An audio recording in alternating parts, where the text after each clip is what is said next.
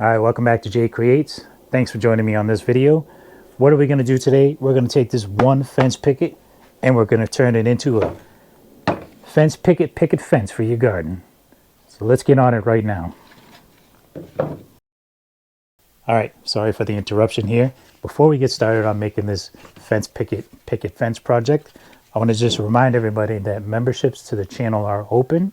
We have one tier, one price, one level. Everybody gets the same thing.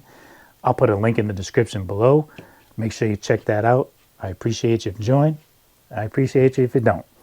Now let's get back to the build video. All right, welcome back. So what do you need to get this project going? Like I said, this is just going to be a simple fence picket project. I'm using Cedar fence pickets in my other videos. I'll put some links up here. I talk about, again, how I got these pickets and what's going on with these pickets, and most of them are cracked and warped.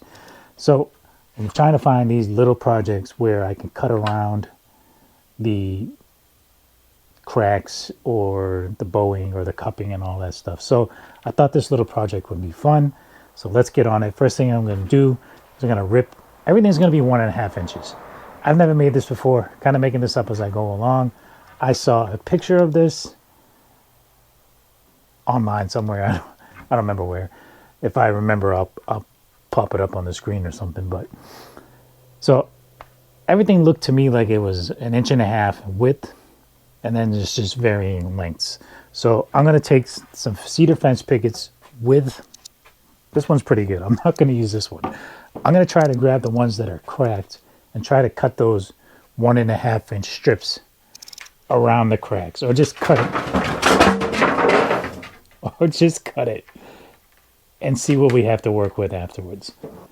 It's not worth trying to batch these out, in my opinion, and sell them. But it is a fun little project if it's something that you want to do for your own garden. So let's get going. I'm just going to rip probably 3 fence pickets. Well, I'm making this up as I go along here. I don't have any plans or anything.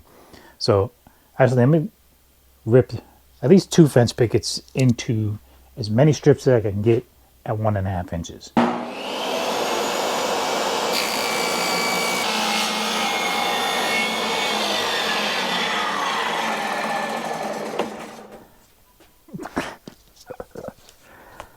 And we popped the fuse.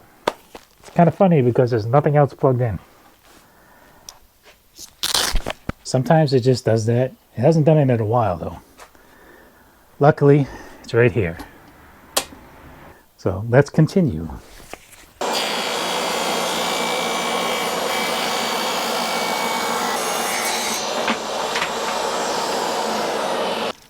All right, so now that we got these strips all ripped up from the table saw, I got 4 here. I got 2 over there. So we got 6 strips out of the 2 fence pickets, 6 at 1.5 inches. Those 2 I left over there. They still have a little bit of cracks going up them, so they're going to be last to be used if needed. Anyway, I'm just going off of a picture I saw, and I'm going to try to put it back up on the screen here, if I can find it again. So if you see it, that means I found it. If you don't see it, I didn't find it. But anyway, just off the picture, looks like we need 9 pieces for this. We need 2 longer ones. I'm going to go with 24 inches as the backers. And then we're going to have 4 at 18 inches, which are going to be the ones that stick in the ground. And then we're going to have 3, I'm going to do them at 12 inches. And those are going to go in between the longer 18-inch ones that stick in the ground. Again, we're just going off of a picture here. So let me get those pieces cut. And then we're going to come back and we're going to put some angles on them to make them look more like a little fence, and a point on the bottom of the long ones to get them to stick in the ground.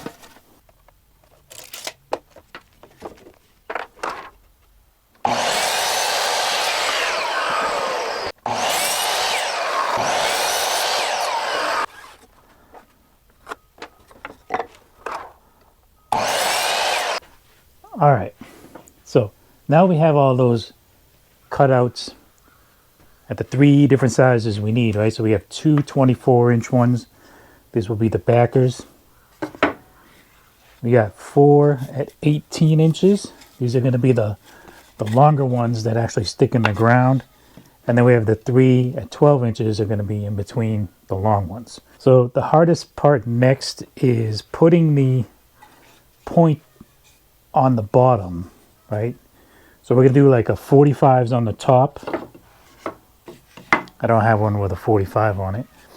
Anyway, we're just going to 45 the top of these, not too far down, just to put like a dog-eared fence picket, right? So we're just going to dog-ear these kind of with a 45 at the top. And then at the bottom, I'm not really sure what angle this is. It's like a 60 something. I didn't really calculate it. I just kind of went by. I wanted it to be at least 2 inches and a point on the end. So I'm going to show you how I did that real quick. I'll just put this disclaimer up on the thing. This is not the safest way to do it. It's just the way I figured out right now for this quick project. So if you don't feel comfortable doing it this way, please don't do it this way. Do it the correct way. Find the angles, make a jig, do something. But I marked the center of the board, went down 2 inches, carried the line over, down 2 inches, carried the line over, and then let's go over here and I'll show you what I did on the miter saw. Again, I want to say not the safest way to do it. Just be careful. If you don't feel comfortable with it, don't do it. So here's the 2 inches down, center mark here. And we're just going to, I already have this, the table saw is set to 22, the miter saw is set to 22.5. I already have a board up here that's cut at 45 degrees. I'm going to take the 45 I already have here, put my board up against it, and go to the top. So this isn't the 100% safe way to do it because you're holding the board. You don't want it to really pull the board, pull your hand in or whatever. But I'm going to gamble with it here.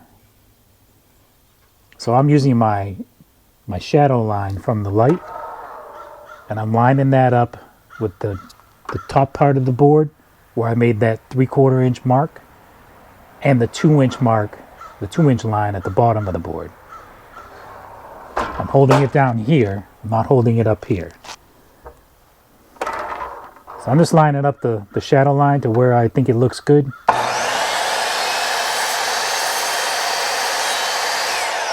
Flip the board over. Now for this one, you can't do it right up against the board. You're not going to get the angle you want. You have to pivot it out. And then take your shadow line and just keep pivoting the board until you see where your shadow line meets the top and that 2 inch mark. And hold it tight.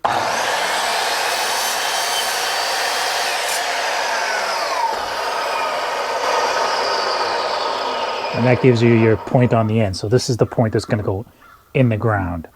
Now, if I was working with a shorter board and I wasn't able to hold it back here, I wouldn't do it this way.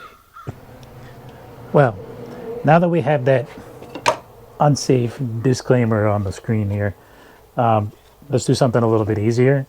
We're just going to dog ear, or essentially just put small 45s on the top of all these boards.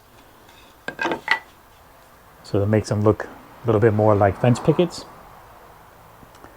So what I'm going to do for that is, again, I'm going to mark the center of the board, and then we're just going to take it over to the miter saw, and we're going to set it to 45 degrees, 45 on each side, meeting in that mark, and you're good to go. All right, so I got my table saw, like I said, set to 45 degrees. I got my little tick mark at the top at 3/4 of an inch. I'm just going to take the shadow line or the laser line or whatever, just use your blade. We're going to bring that, the blade's going to meet the top of that tick mark. We're just going to cut that off.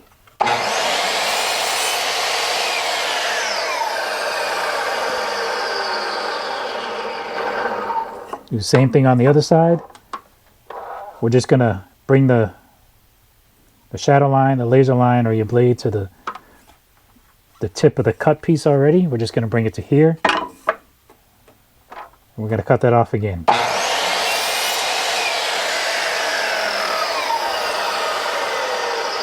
And you have your 45 degree at the top and your whatever 60 something, 70 something degree at the bottom. All right, so now we have our 4 stakes with the very pointy end that goes in the ground and the small 45s on the tops. And then we have our 3 middle pieces, I guess, with the 45s on the top, and our 2 backer boards here.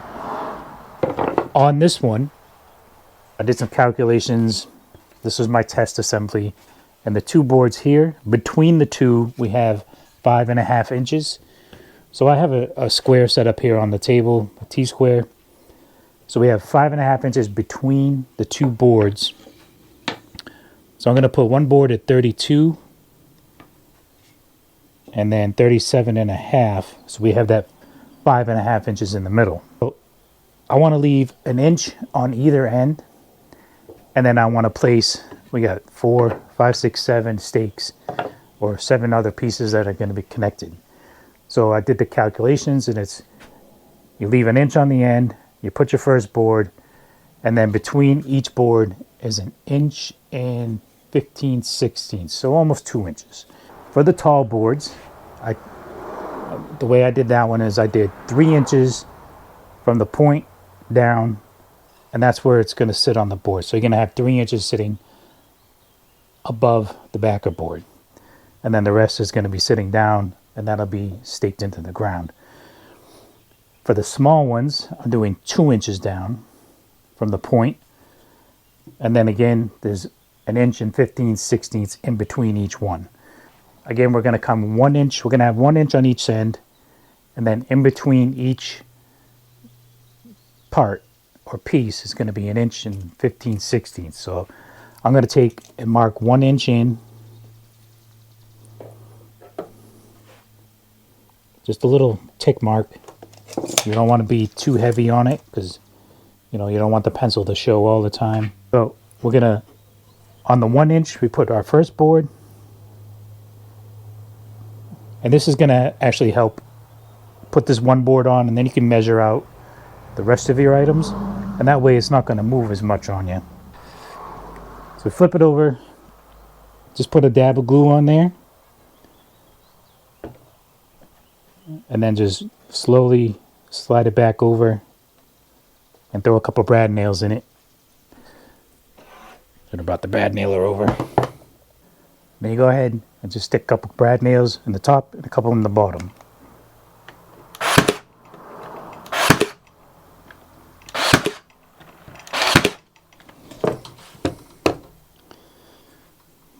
That's it. And then you can go ahead and measure out and mark all the rest of your boards, and then just go right down the line, dab of glue, couple nails, dab of glue, couple nails, and you're good to go. Come in an inch.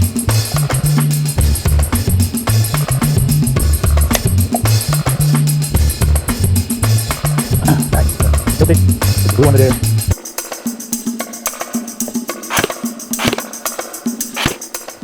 So now you have your base. All right, you got your, it ended up being a little bit more than 5.5 after I moved it a little. So it's like 5 and 11/16 anyway. So we're gonna go ahead, keep this pressed up against there for support. So now we're gonna do, in between the rest of the boards, it's gonna be 1 and 11/16. So right up against it, 1 and 11/16, or 15/16, sorry.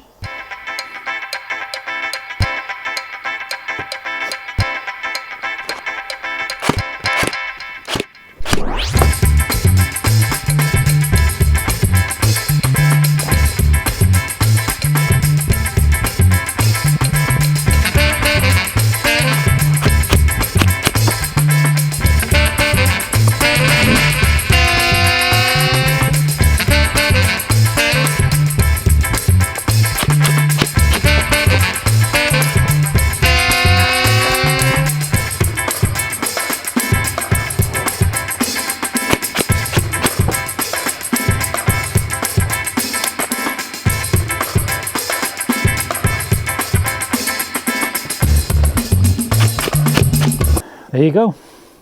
There's your fence picket fence project. Say that 10 times fast.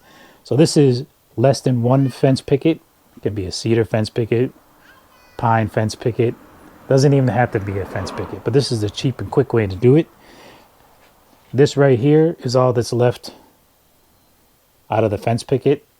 So this plus the pieces, that's one fence picket.